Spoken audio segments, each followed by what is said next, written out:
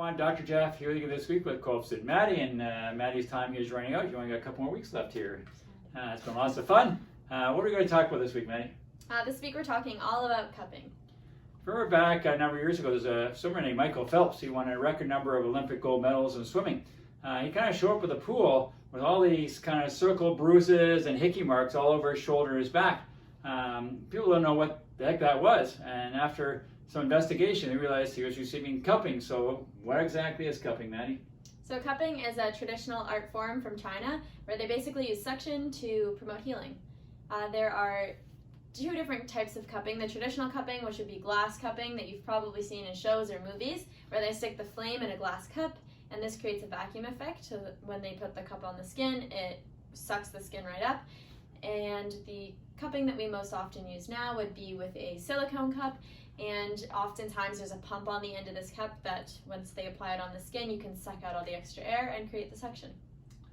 So when I had my hip done a couple years ago, I went for cupping. I didn't really know what it was, but my massage therapist at the time kind of said it would be really beneficial. And a couple things she did. One is she would put a cup on one spot and just leave it there for 5 to 15 minutes, and it kind of sucked the blood there, created quite a bruise with it that lasted a few days before it went away. And that was to promote circulation and draw blood to the area. And again, depending on how much suction she put in, it could be quite painful when it was on. The other thing she'd do is she'd put the cup on and she'd kind of run it over my skin, especially over my scar. She's trying to pull the scar away from the tissue underneath so the scar tissue didn't adhere to the tissues underneath and reduce my range of motion and my ability to move. The other thing she did is move it up and down the side of my leg, my quad, or my TFL. Again, the whole idea is trying to separate the skin from the fascia underneath to allow more space for the swelling and the fluids to flow and exit my body. Also, would pull the fascia away from the tissues and the tendons underneath, again, to allow the muscles and the fascia to flow better and create better movement. So the whole idea with cupping is that we want to improve blood circulation to the area, which in turn will promote healing. Cupping can also be used on tight muscles to relieve some of that tension and pain. And there is a little bit of research shown that cupping can improve your immune system. But again, not a lot of research is done in the area. There's two types of cupping called wet and dry cupping. Dry cupping is when you just place the cup directly on the skin, like so.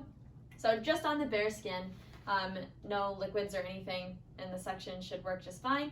And then there's also something called wet cupping. In wet cupping, they actually put little incision marks on the surface of your skin, and then when you put the cup on the skin, it will draw blood from the area, and traditionally this was thought to be removing toxins from the blood.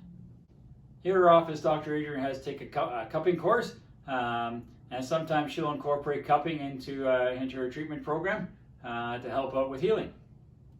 Yeah, so if you have any questions about anything we talked about today, you can email us at jgoldsworthy@goldsworthywellness.com, or you can message us on Facebook. As always, if you like the video, be sure to give it a like and share it with your friends.